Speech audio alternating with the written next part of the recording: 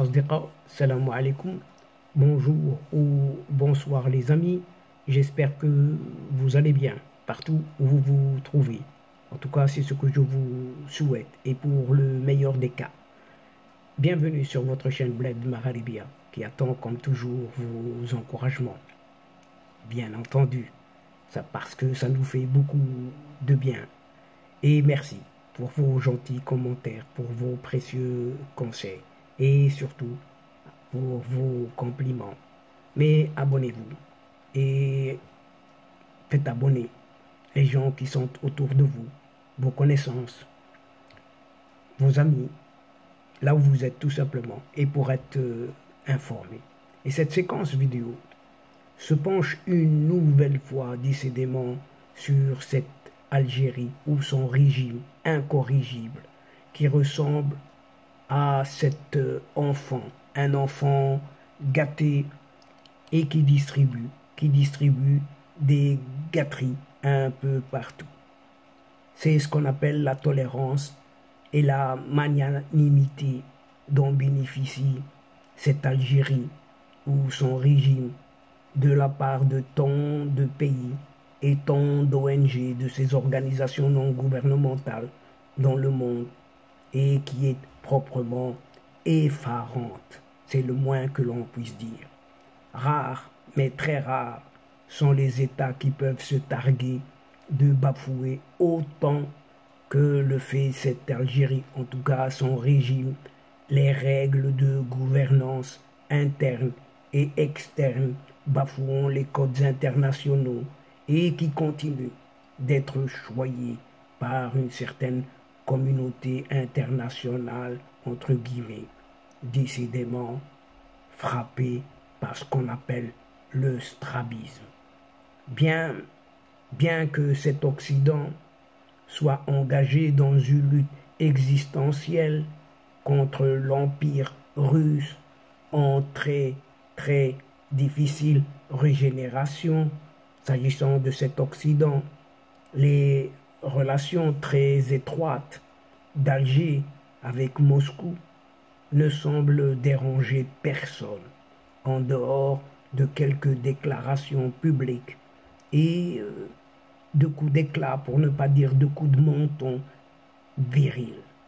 Les États-Unis ont adopté quelques discrètes lois pour sanctionner les États africains qui commercent avec la Russie, et les mêmes États-Unis ont acquis depuis quelques années un certain leadership accru sur l'Europe. Mais ni Washington, ni Bruxelles, ni les grandes et moins grandes capitales européennes ne sévissent contre cet Alger, en tout cas son régime qui alimente pourtant significativement le trésor de guerre russe. Écoutez, chers amis, pas moins de 16 milliards de dollars d'achat d'armes rien qu'en 2023. Côté des droits de l'homme, c'est pas mieux, pas beaucoup mieux. Ah, ces droits de l'homme, si chers à ses amis occidentaux, c'est pareil, c'est du pareil au même. Sitôt, soi-disant élu, s'est effacé de président athée. En tout cas, il a été désigné. Lui, à son tour, il nomme un certain pion des Golidans, vous l'avez reconnu, Saïd Chengriha, en remplacement d'un certain général disparu mystérieusement. Un doute, il s'agit d'Ahmed Gaïd Salah, très opportunément décédé quelques jours après l'investiture de ce président. N'est-ce pas bizarre? Oui, c'est bizarre, et vous avez dit bizarre. Une large et puissante campagne de répression contre les figures connues et moins connues du Hirak algérien s'ensuit à l'indifférence du monde occidental, tout à fait indifférent, pourtant prompt, mais vraiment très prompt à s'investir dès que les droits humains sont triturés dans le monde. Mais en Algérie, Rien de tel, mais rien du tout. On peut emprisonner à gogo qui on veut et on emprisonne qui on veut pour n'importe quel motif, même les plus farfelus. Personne ne réagit vraiment et personne ne dit rien. Par ailleurs, Alger, son régime, exerce un chantage résolu contre les pays européens qui pourraient sourire au Maroc. Attention, ne le faites pas. Et surtout, récompense ceux qui, comme l'Italie, prêtent une oreille compatissante et attentive à l'histoire de cette race. Vous allez me dire, ce sont des Sahraouis. Non, c'est une république algérienne sous-développée, non pas cette république arabe sahraoui démocratique.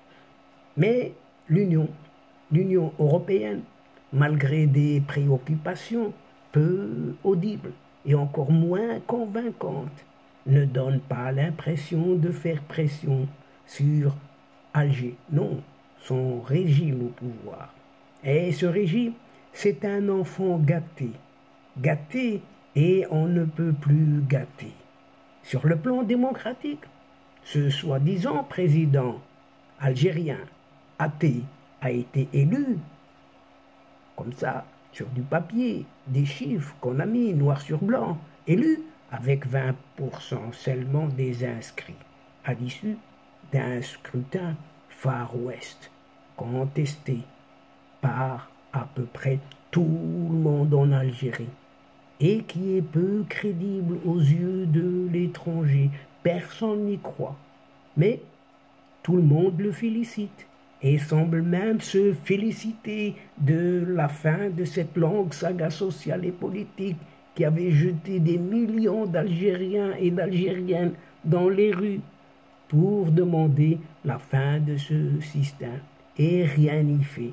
Rien n'y fait, puisque ce même système a été rudement épinglé dans un rare accès de réalisme par ce président français Emmanuel Macron en septembre 2021, avant qu'il n'oublie et se mette à fréquenter un régime pourtant si peu fréquentable.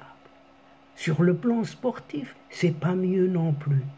Cette Algérie, non, son régime qui a organisé le tournoi panafricain des locaux et celui des U17 a enchaîné les entraves au règlement de la CAF, la Confédération africaine de football, via la CAN, la Coupe d'Afrique des Nations, et surtout de la FIFA, cette fédération internationale des associations de football, en multipliant par là les actes éminemment politiques et rien que politiques dans le sport. Mais ni la CAF, ni la FIFA n'ont vraiment réagi à tout cela, comme si de rien n'était. Passé, il n'y a rien à voir. On imagine sans peine les cris d'Offré en forme de cette espèce de rapace, pêcheur diurne, caché, qu'on puisse les voir, qu'on aurait poussé Urbi et Turbi, si lors d'une ouverture d'une compétition panafricaine, eh bien une certaine fédération, FRMF, Fédération royale marocaine de football, avait diffusé sur grand écran les images de cette allégeance de la Jma'a de feu Joumani à feu Hassan II. Rien que cela. Plus grave encore, bien plus grave, la multiplication des manœuvres militaires avec les Russes à quelques centaines de kilomètres seulement au sud de l'Europe, en guerre quasi ouverte contre Moscou en Ukraine. On parle même de Wagner du côté de Tindouf, en terre du Sahara oriental, occupée toujours par ce régime algérien, sans foi ni loi, et là aussi, étrange motus et bouche cousue. On ne dit rien. Un mutisme officiel des Européens et de l'OTAN.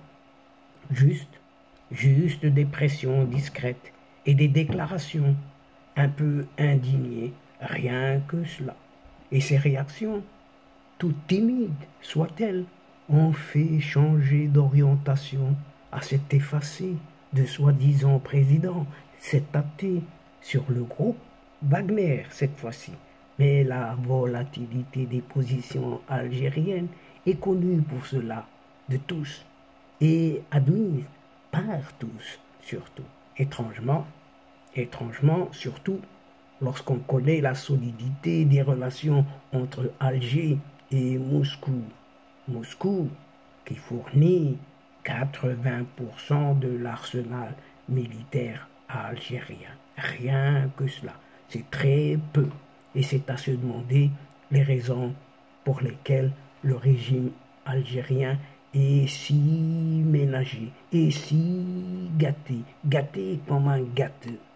Sans doute les gâteries généreusement distribuées ici et là, un peu partout, tout le temps, à tout le monde, à qui on veut.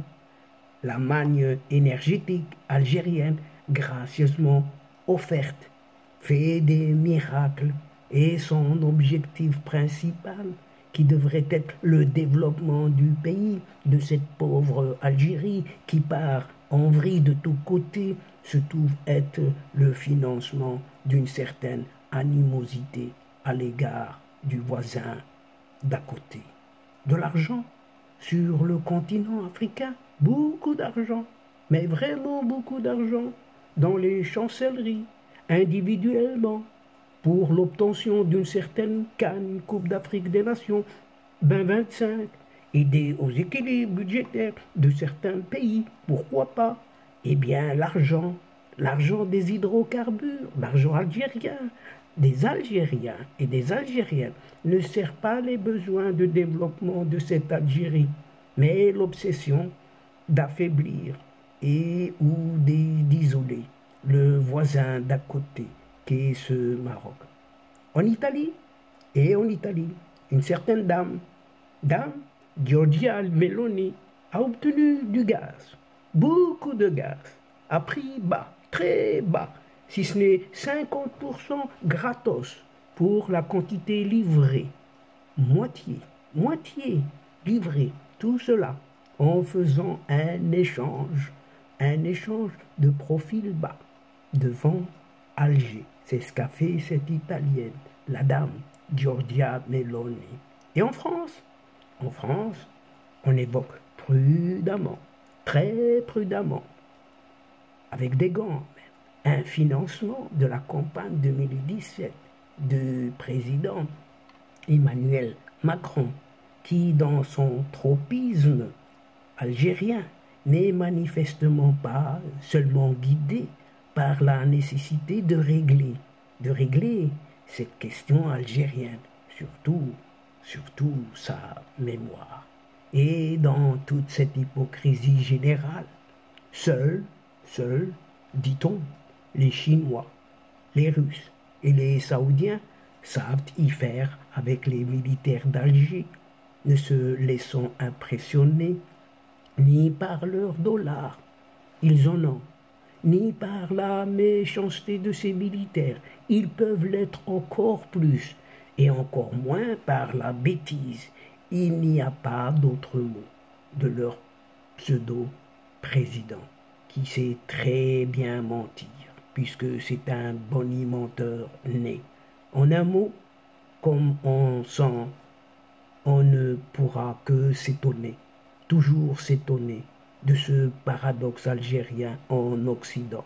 Et face à tout cela, le Maroc serait inspiré de maintenir une certaine vigilance au niveau le plus élevé, lui qui est absent pourtant depuis quelque temps en Afrique, à Bruxelles, à Paris, entre autres, mais pas partout.